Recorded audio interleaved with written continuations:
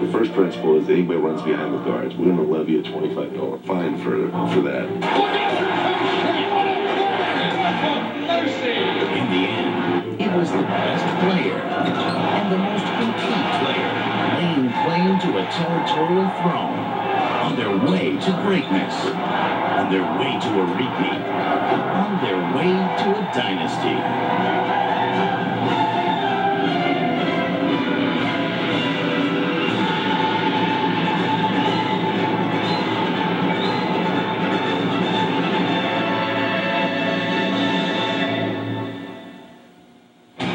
And they say folks in LA are too chic to really care about sports. While with nearly 750,000 turn out to big up the Lakers. Second straight NBA title, second straight parade through a town where the highways are called the 405 and the 10, not 405 and 10. It was the place to be on Monday. The 7th NBA title since 1980. Nothing but a stay for big fella Shaq.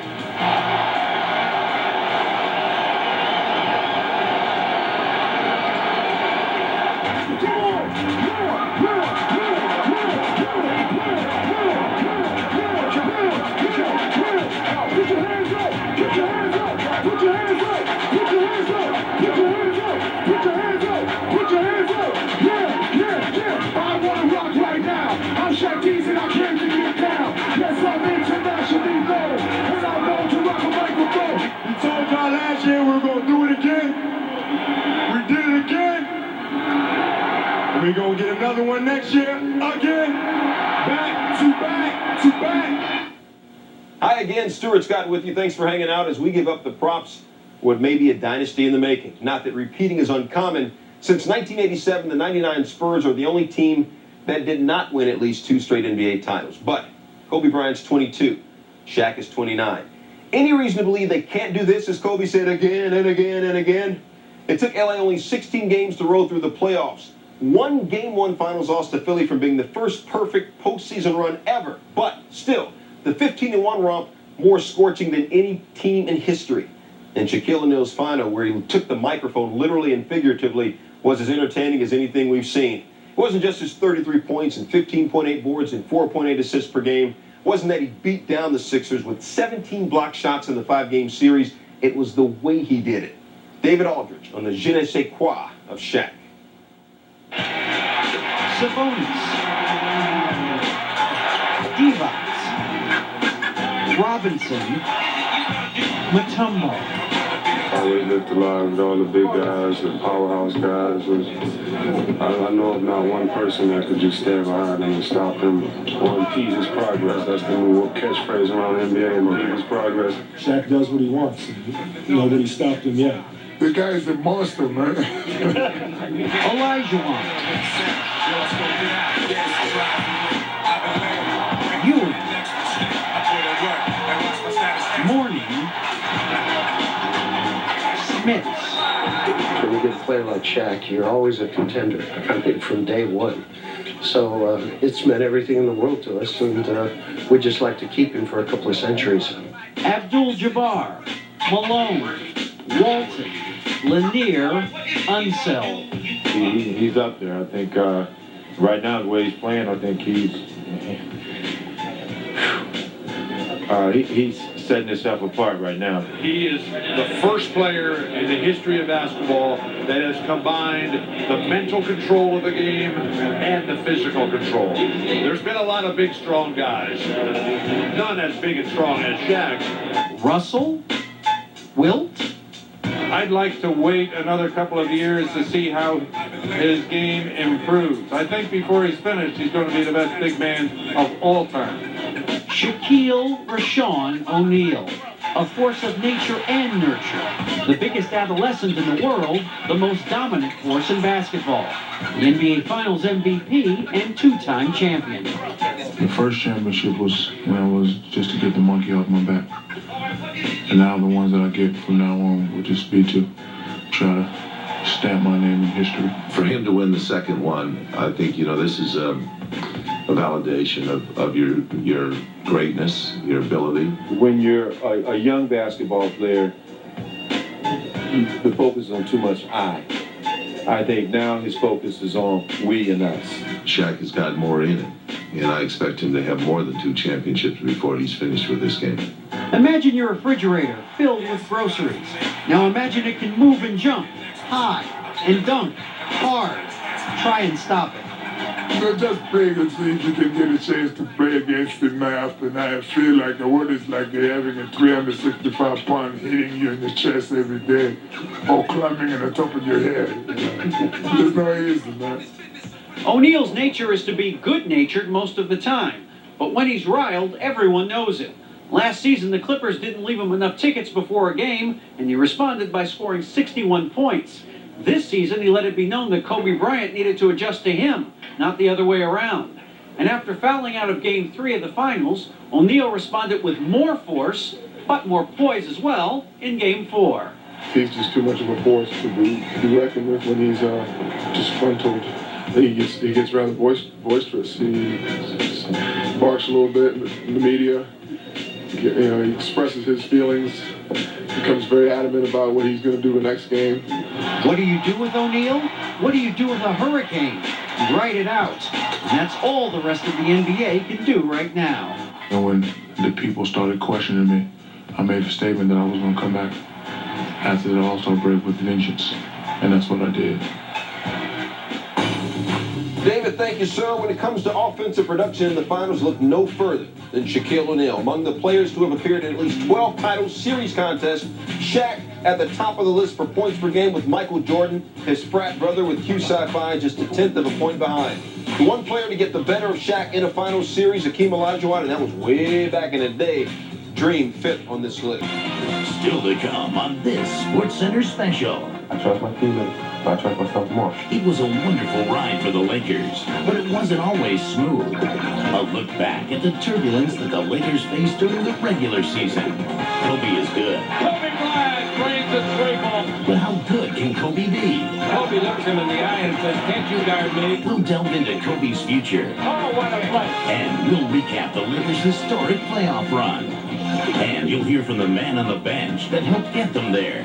Taking one breath and a step away from a conflict, players right themselves really quickly. When Shaq dunks, people listen. Get off the track. Here comes Shaq. From Orlando to L.A., you won't want to miss a unique look at the man of steel through the years.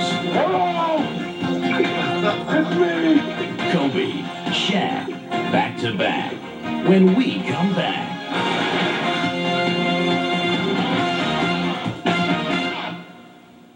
Never close buddies off the court, became a little disenchanted with each other on the court. At times this season, both wanted to be traded. Trey Wingo on how a fragmented team glued itself back together. The scorched earth playoff run to a second straight NBA title was preceded by a regular season filled with controversy. The friction apparently began after a late December win over Phoenix. According to an LA Times report, Shaq told head coach Phil Jackson that he wanted to be traded. Upset about a diminished role in the offense and an increased one for Kobe, O'Neal pointed to the success of last year's 67-win Lakers team as proof the offense should run through him. As for Kobe, he said he spent the entire summer making 2,000 shots a day in hopes of increasing his level of play. We did it last year. It worked out to the city, to the organization's favor. So I don't know why anybody else would want to change other than selfish reasons. I trust my teammates, but I trust myself more. In other words, if there was a game-winning shot, and I had a wide-open shot, or one of my teammates had a wide-open shot, I trust myself more that I would make that shot. 6 seconds left. Now Bryant to Kyle. It's on the way. Good. Oh, what a shot! Because I know I put more work in than they did to get ready for that particular point. That doesn't mean I don't trust my teammates. In a January ESPN The Magazine article, Kobe made it clear that he wasn't playing second to anyone. Earlier in the season, Jackson wanted him to run the offense through Shaq, taking over primarily in the final stages of a possession or a game. Kobe's response, "Turn my game down, I need to turn it up. I've improved. How are you going to bottle me up? I'd be better off playing someplace else." That comment was coming from people wanting me to just kind of level off my play and not improve and just do the same thing I did last year. And I'm not going to do that. I work too hard. I improve as a basketball player every day. And I want to show that I improve. All we ask for Shaq is to be the dominant presence that he is. Yeah, thanks, guys. And play solid defense. That's it. Scoring shouldn't affect his defense. Days later, Jackson had his fill, labeling the feud silly. that makes a difference between a great season and mediocre season. You can turn that around. That comes from inside. It doesn't come from outside. It's not external things that are bothering me. It's internal things. The lounge act to the Shaq Kobe mainline event featured Isaiah Ryder and his constant tardiness, missed flights, and a 5-game suspension for violating the league's anti-drug policy. Finally, in April, the Lakers considered waiving Ryder. Instead, he was simply left off their playoff roster entirely. What you can't do, we're trying to assist you in helping you to get it done. And one, we're not going to hold him totally responsible for all his time management problems, but we're trying to assist him in some of those things. Of course, Jackson wasn't escaping all this controversy either. In a late March interview with the Chicago Sun-Times, Phil said, "Someone told me in high school Kobe used to sabotage his own games so the games could be close, so he could dominate at the end. To be so self-centered in your own process, it's almost stupefying." Kobe and his high school coach dismissed that claim. Jackson then backtracked, saying he wished he hadn't used the word sabotage. There are going to be articles, there are going to be players that say things, there's going to be coaches that say things that they may regret or may get printed that they may not like. But the reaction internally is something that was difficult for us to survive. On April 1st, the Lakers suffered a disappointing home loss to the Knicks.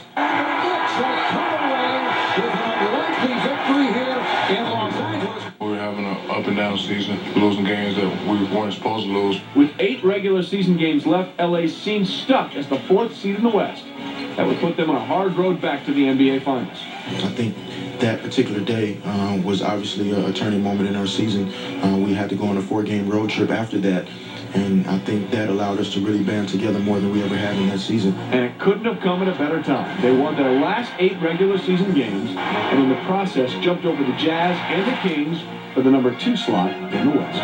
You can kind of see it coming because, just everybody's focus just came into view, and there was a quiet confidence about us. We just started playing so well. There's 8 games left in the regular season. From game to game, it just seemed like we kept getting better and better, and here we are.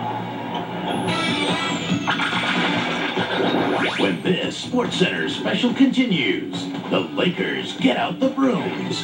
First up, the Blazers. Also ahead, how good can Kobe be? If he continues to look at being a playmaker in this system, he's going to be remarkable. Over the league. And they had the weapon, Rasheed Wallace. I think it was Colonel Mustard in the study. The Lakers, all they had headed into the first round of the playoffs was an 8-game winning streak to end the regular season. But if there was a team that actually had more drama internally than LA during the season, it was Portland. Trey Wingo reports on round 1. Everybody, this is and will be our toughest matchup in the West. Phil, that was last year, where in the Western Conference Finals, the Blazers led the Lakers by 15 in the 4th quarter of Game 7 before LA pulled off that unbelievable comeback. This time around, the Blazers were known more for whining than winning, but for most of Game 1, Portland justified Phil's respect. Blazers led by 2 late in the 3rd quarter before a 19-0 Laker run ended it. After the game, it was all about the whining. I don't know what to tell my guys about Shaq, to be honest with you. I mean, every time he, he hits him with an elbow on his lead. I'm a man, and I play man basketball. Turns into you every time, sits in the 3-second lane for 6 seconds, 5 seconds at a time. They want to go to childish and girly type things, and that's on them.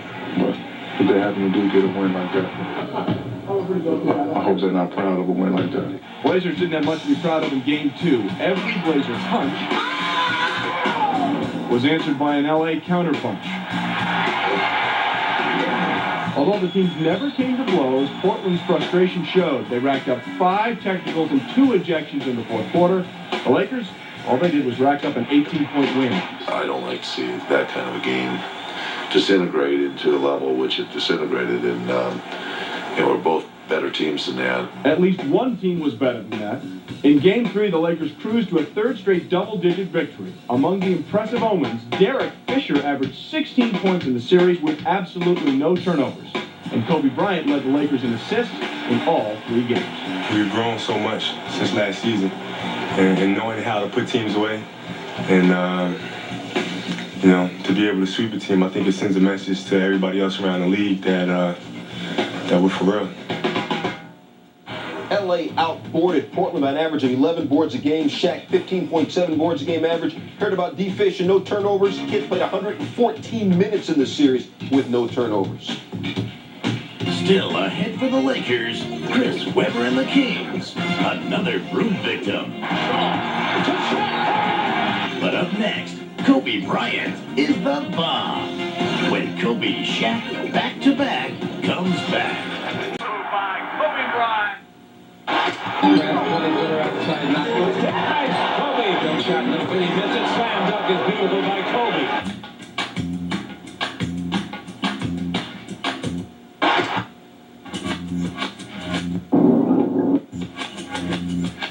See, greatness is greedy. When he grows up, folks, he's going to be something. Took exactly 17 seconds into Game 3 of the Finals, the first game in Philly, before fans started the Kobe Stinks chant.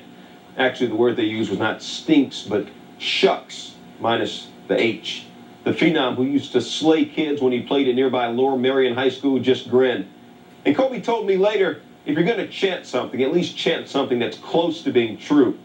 Mark Schwartz reports on Kobe becoming a man.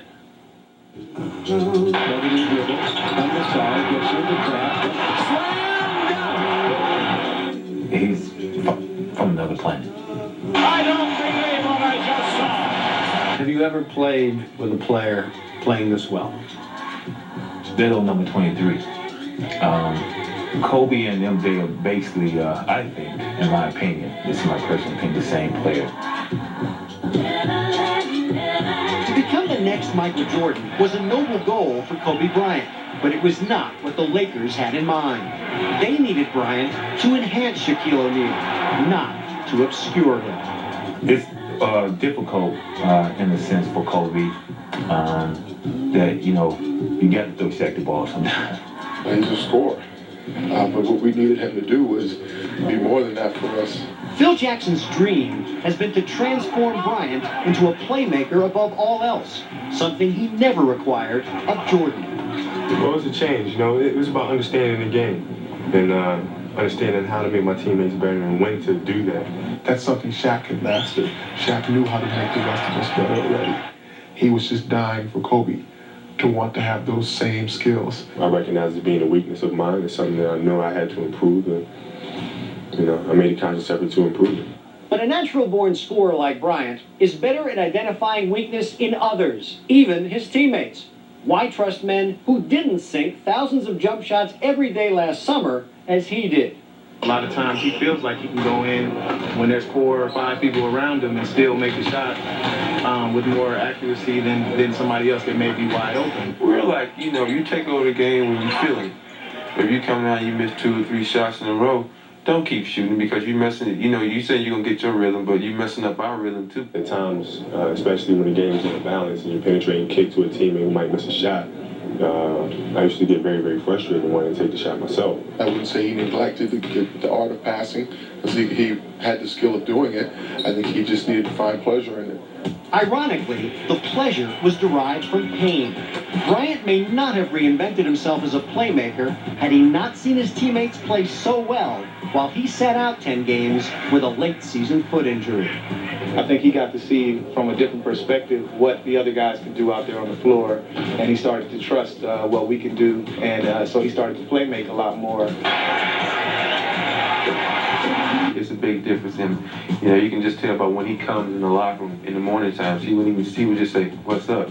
You know, now he comes in, he has a full conversation with people. It's like he's starting to trust the guy so much that he's talking to him, you know? His respect for his teammates has grown. And through our play, I think we've given him a little more due respect. Bryant says he's found that by getting teammates involved early, he becomes even more dangerous late. But there have been hints that Kobe's newfound love for playmaking could be merely a passing fancy.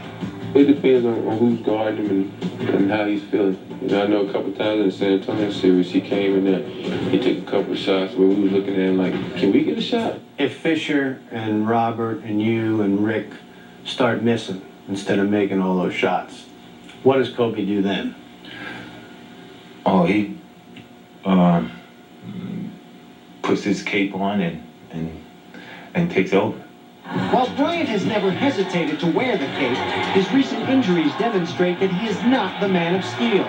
And if he looked across the floor at Allen Iverson, there was more evidence about the price you pay for trying to conquer teams all by yourself. It's a luxury to play with Shaq. It's a pleasure and a joy to have somebody shoulder some of that responsibility. So if you ask him would he want to go somewhere and be the guy that shot the ball 40 times and had to fight off 3 and 4 defenders, it's not healthy. At one time, I think he wanted to, be the gunslinger that comes in and knocks down wide earth. That was Michael Jordan. And now, he's by that stage and he's into things I think are much more mature, and that is how to be the best player on the floor and in a situation which he makes his teammates better. What it does, it opens up the game for you so much, really. And it's funny how it works. It seems like the more you give up, the more you get in return.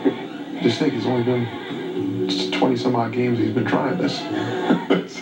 So he's been scoring for a number of years, and look how good he got it back. So if he continues to look at being a playmaker in this system, he's going to be remarkable. Mark, thanks. Kobe Bryant, like fine wine, getting better with age. Kobe has seen his scoring average in both the regular season and postseason improve with each season. When Kobe Shaq back-to-back returns, the Lakers get the brooms out for the Kings, and they're still sweeping away when the Spurs come to town. If they play like that, there's no way any of the Eastern teams will be. Reese Davis has more. They are ready to roll for the Lakers and the Kings, what could potentially be a spectacular series. In Game 1 of Round 2, L.A. rode the diesel. O'Neal once again. Layup with the right hand, blocked by O'Neal into the hands of Bryant, and O'Neal has clearly been the story of Game 1 this afternoon. Shaquille O'Neal finished with 44 points, 21 rebounds, and 7 blocks as the Lakers won Game 1 by 3. We have to find a way to somehow deal with Shaq. He was just terrific. Vlade and I are really big guys, and he still made us look like little guys. There is no one man that can stop him in the league. In Game 2, Pollard's theory proved to be correct. Shaq scored 43 in LA's 6-point victory. We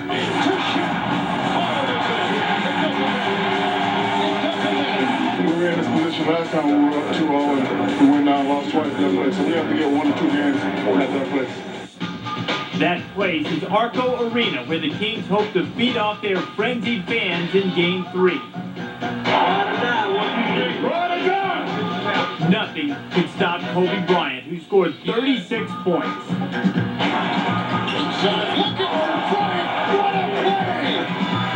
And Sacramento in a huge hole. No team has ever come back from this kind of deficit in a 7-game series and won. Well, it's kind of a ruthless way to put it, but we absolutely want to cut their hearts out. Absolutely.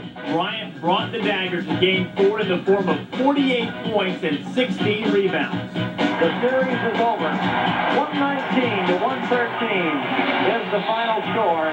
Los Angeles advances. I think right now we have a certain swagger about ourselves because we're the defending champions and, we're a 15-game winning streak right now. So I think there's naturally more confidence, to feel like you can pull out of any situation. That ain't right. Shaq and Kobe just waxing them kids. They combined average 68.3 points, 26.3 boards a game in the 4-game sweep for the Kings. Sacramento starters combined to shoot less than 40%. Reese Davis now with more on the Lakers' next victim. Bring on San Antonio. Lakers are obviously the hottest team in the league right now. They've won about 90 games in a row or whatever the hell it is. In the conference finals, Kobe Bryant and the Lakers swaggered into the Alamo Dome for a showdown between the last 2 champions. Bryant's 45 points in Game 1 helped LA beat the Spurs by 14. I told Kobe today he was my idol. Best player. No, I'm serious. He's playing phenomenal. I think he's the best player in the league. In Game 2, the Spurs were in control of the game until... Motivated by the ejection, the Lakers rallied with 7 straight points to take the lead in the 3rd quarter. But the game was not decided until the final minutes. Kobe launching a 3. Good! That may have hit the dagger for the Los Los Angeles Lakers. The next game is a critical game for us to win, and it's a critical game for San Antonio to lose, and they know it, and we know it, and it's going to be, this is going to be an all-out effort. That game will be funky. In L.A. for Game 3, it was showtime. But there's Shaquille O'Neal. Oh, mercy! Get the women and children out of the way. Kobe, a two-handed reverse slam. They have blown it wide open in the West. You either have a character problem or you have a belief problem, and you know these guys well enough to know it's not a character problem, so I have to wonder if way down deep in their guts the belief has waned. That pisses me off. And more showtime in Game 4. Shaquille puts it down, leads the break, back to Shaq. Oh, brother! They're putting San Antonio out of their misery. Man, if they play like that, there's no way any of the Eastern teams will beat them. If they play anywhere close to that. We've been doing everything right. Guys been playing at a high level, and we've just been riding the wave. Now we just have 4 more wins. It was ugly, yo, to beat the Spurs by an average of more than 20 a game. Derek Fisher was all of that. 15 of 20 from beyond the arc in this series. Spurs led the league with wins with 58. They shot less than 40% against L.A. Up next on this SportsCenter special, we'll relive the Sixers series. Robert Horry in the face of Philadelphia. And the master motivator has to earn his money when Kobe Shaq back-to-back returns. 20 straight postseason series and already have a CBA championship under your belt by accident. You do it by giving your team books to read, having them meditate, by watching other teams go on 17-0 runs, and while the world waits for you to call a timeout, you don't. You chill out. You let your team figure out how to get out of it. Mark Schwartz tells us Phil Jackson really is the Zen master. Adorned with a master's in Zen, a doctorate in ego management, and a freshly minted 7th championship ring, Phil Jackson never expected this to be his most difficult season. Never anticipated having to survive another implosion by his chemistry-challenged Lakers. This one so forceful, he says he began to question whether his methods could salvage this team. He's just starting to doubt whether there were players on this team that were willing to be selfless basketball players, because his philosophy is already a proven commodity, and in no way is he going to change that. In no way should he change that. But would it just worked a year ago? I think it was so frustrating for all of us, including him, to wonder where that went. Hadn't Jackson finally convinced Kobe Bryant and Shaquille O'Neal that one ball was enough? Evidently not. This season, their poison pettiness returned. The love triangle was gone. In fact, by the All-Star break, there were rumblings that both O'Neal and Bryant had requested trades. Around that trade deadline, it became rather frustrating because, the thoughts of, this season ending in something that was completely disastrous, complete disaster was becoming a little scary. Yeah, we was upset. Just the fact that those guys, when they were talking about that, they forgot about their teammates. That whole time they was talking about me, me, me, me. How do you think that they arrived at this peace between themselves? Couldn't have gotten any worse. I think it just came from growth. I think there was a point in the season where either, we're going to come out of the situation or we're going to let it totally break us. Certain guys had different agendas, and certain guys were doing certain things, and it was just my job to get everybody on the same page. So I said what I had to say, and I did what I had to do. So how do you think Phil had a part in bringing things back to what they are now? None. A coach notorious for letting his players play their way out of trouble was not about to put Bryant or O'Neal in timeout. Most of what I've seen happen over my years in basketball is taking one breath and a step away from a conflict. Players right themselves really quickly. Phil's never completely hands off, but his way of doing, he's hands off in terms of he didn't really step in and have a sit down, with those two guys, but he has his subtle ways of getting his points across. If you rush in or make a quick judgment or put more energy or emotion into a situation. You recharge it. Which is exactly what Jackson did in March, when he referred to Bryant in the Chicago Sun-Times as self-centered, saying he was told Bryant used to sabotage his high school games so he could then dominate at the end.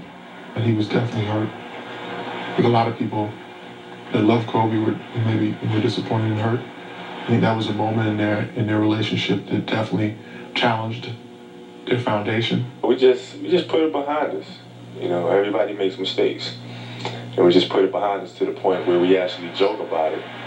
You know, we had a scrimmage, you know, we were kicking their butt. We were up by like 25 points, right? So, you know, Phil sits me down and Horace starts talking trash. So I said, okay, Horace, Phil, put me back in the game so I can sabotage the game, make it close, and beat him at the end. Jackson apologized to Bryant for what he said, but not for what he meant.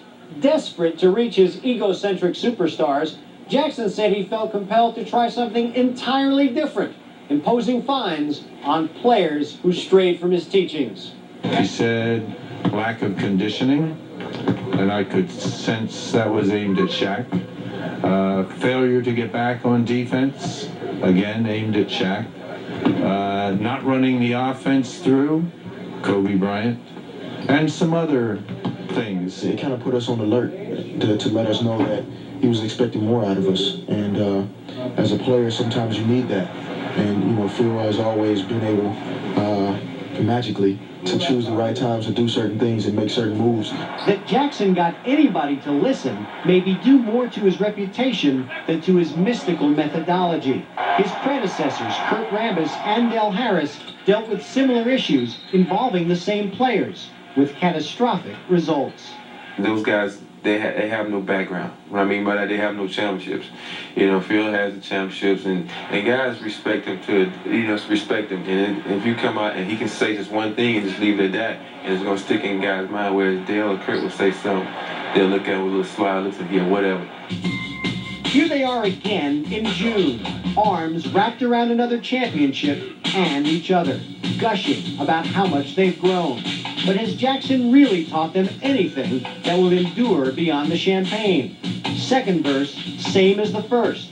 Next year, perhaps the same old song. They had egos the first year, we won the championship. They had egos the second year, and we won the championship. Let them do it again in the third year. You know, it doesn't matter. Success is a monster. I think that lesson learned was big enough. Egos will definitely grow, as they always will. I think we've learned how to put them in check, though. I tell you what, right now, it's a thing in the past. Next year, when people see us talking aggressively, it's not going to be a thing in the past, and somebody's going to blow it out of proportion until we win another championship, and then it's going to be quiet again. And it's going to keep on happening like that, and it's like a cycle. Want to know how good Phil Jackson is? One stat. He's coached 9 less seasons than Red Auerbach and has 1 less title.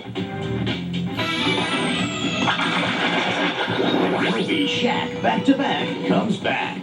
There are no brooms, but the Lakers do take 4 straight from the Sixers. And don't go away. You won't want to miss our all-access look at Shaq through the years. This is a life. I got a flat.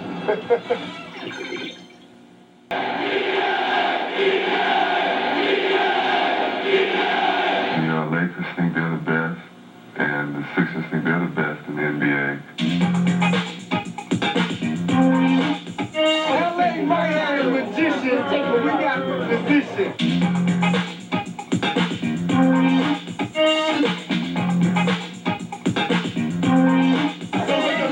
Because they got the best bench, and they got Moses Malone, the top rebounder. They're excellent. I don't know what to do with Moses. The more they push me, I feel like the stronger I get. We want to end it in 4.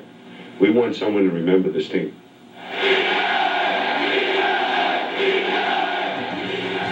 Sixers and Lakers no strangers in the NBA final. They've met 6 times, Lakers leading at 5-1. That's the second most finals meetings between 2 franchises, topped only by the Celtics and Lakers rivalry, which has happened 10 times. The NBA Finals hadn't moved through the Philadelphia since 1983, ironically, when the Sixers swept the Lakers. This time, it was LA that was not only favored, but preordained by everybody not wearing Philly gear. But Allen Iverson had some foreshadowing. Seeing him a day before Game 1, he told me as he pounded on his heart, championships are won right here. Trey Wingo has more.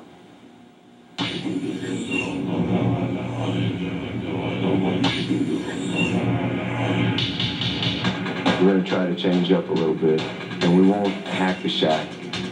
We've never done that. I don't think that's basketball in our best interest.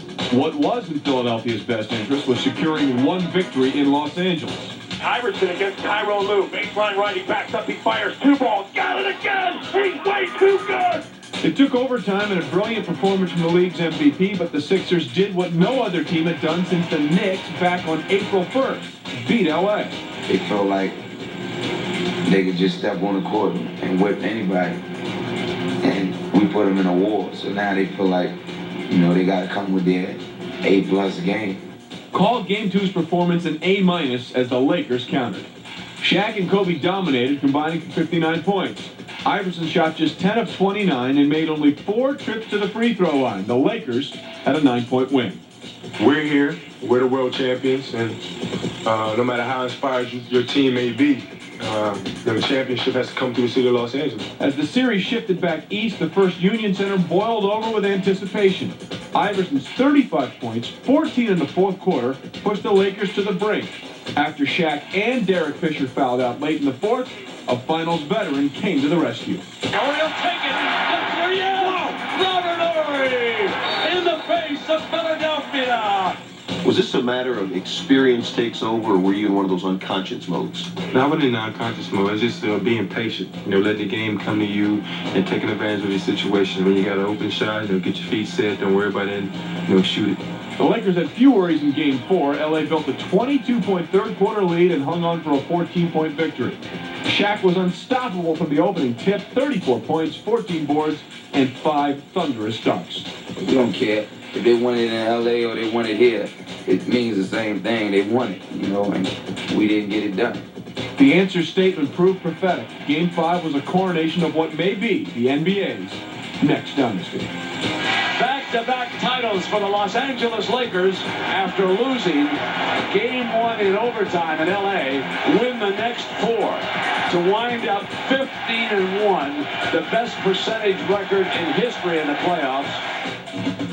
Lakers were just ridiculous outside the arc, shooting nearly 50% in the finals. Shaq just the 3rd player to win Finals MVP in consecutive seasons, joining Olajuwon and Michael Jordan. MJ did it 3 straight seasons twice. As for the Sixers, Iverson, solid numbers, but shot just 40% from the field. Still to come on this SportsCenter special, Shaq Unplugged. You'll get an inside look at the 2-time playoff MVP when Kobe Shaq back-to-back continue. From the first time my jaw dropped after watching a 7'1", 320-pound man spin on his back breakdancing, I knew that Shaquille O'Neal was different. You want more proof? His penchant for putting on a big old goofy Santa Claus hat and personally handing out hundreds and thousands of dollars worth of toys to needy kids and food to the homeless. Being around Big Fella, you can't help but laugh at him, at yourself, at the way too serious way we look at life. From Orlando to LA, ESPN's been with Shaq the whole way.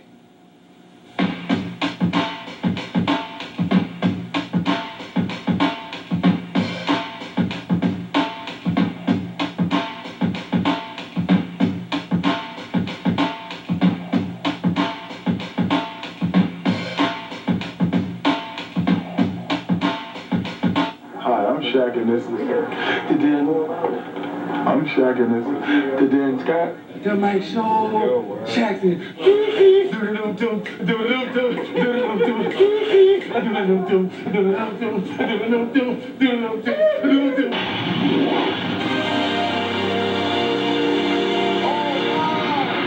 Oh my! He came from the top of the screen like David Copperfield. Fuck it up!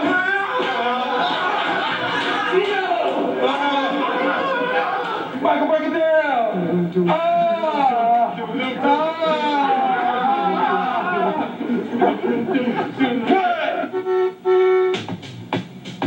Here, I'm just another big fish with a lot of big fish and a great big ocean. In Orlando, I think I was the only big fish besides Mickey Mouse. Mickey Mouse wore a costume, and I couldn't wear a costume, so, you know, at the end of the day, Mickey could take his costume off and go to a gentleman's club if you wanted to. Hey! Hello! It's me! See, I could be myself here, I could be a star. They don't even recognize. Look at her, she's rolling the window. She didn't even know it was me. That's why I like living in LA. I was always involved in the making of my commercials, the production of my commercials. So one time a guy cut a commercial the wrong way. And we went to him politely. He was like, yo, man, I ain't like the way you cut the commercial. So he was being kind of a smart aleck. If you don't like it, cut it yourself. So I bought an Abbott, and I learned how to do my own edit. Yeah, small weight room. Lift that many weights. Just. You on here every day? I used to be on every day. I'm not now. The Krispy Kremes have slowed me down tremendously. My little garage. It's my motorcycle. You can see custom thing. This right here was my first Suburban. It's the one my mother bought me for Father's Day. And next year, Father's Day, my father bought me this one. Let's go eat. And whoever stipulates getting the business tonight. Period. I eat them all like steak. My father told me a long time ago, you don't play well, you don't eat.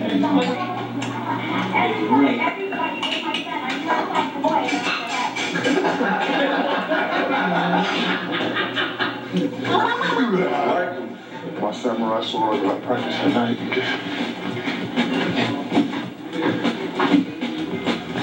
The original Shaq food. This is my favorite room in the house. The game room, 2 pool tables, blackjack table, the crab tables. Get any good crap games going? Bet y'all roll a 7. That's how good I am right now. I'm gonna roll a 7 the first try, guaranteed. Oh, 10. Almost. What's your favorite game that you play? NBA Jams. Are you ever yourself? Me and Kobe were unstoppable on this game. O'Neal! Come on. Hi, this is Shaq Attack. We're about to get in a helicopter, and I'm scared like a big old dog. Oh my! Oh my!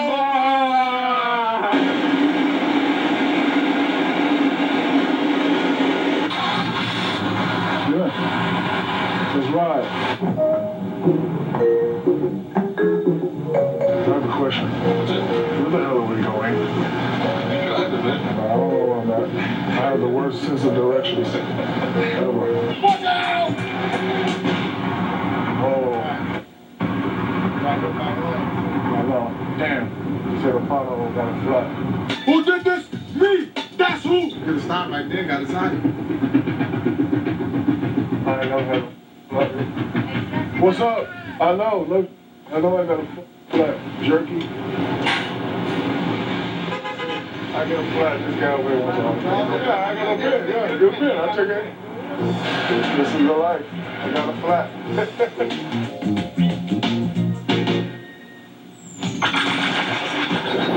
When Kobe Shaq back-to-back returns, we'll give you one last look at the Lakers championship season. Lakers' 7 NBA rings since 1980 are the most championships for any team in any of the 4 major sports over that period. It was an equal parts combination of grace, style, pressure, and power, as smooth as it was intimidating. In the end, there was no doubt, the best team, led by the best coach in the NBA. As we leave you, one more look back, the Lake Show, Y2G01. Welcome to the NBA playoffs!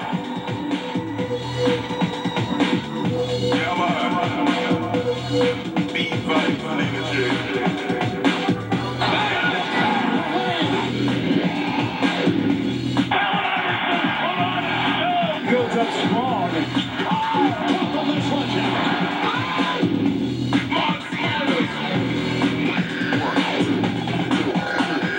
Rockin' this mic, got you jockin' it right. I love the session, but the super we rockin' it tight. Don't be scared, just let yourself go.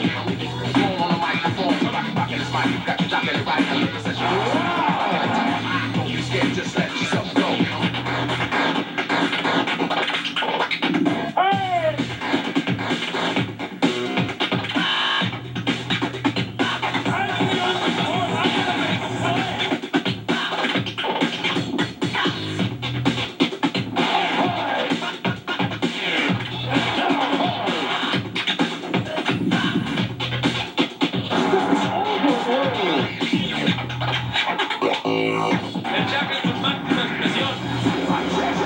Big Padre. Back-to-back titles for the Los Angeles Lakers, 15-1, the best percentage record in history in the playoffs.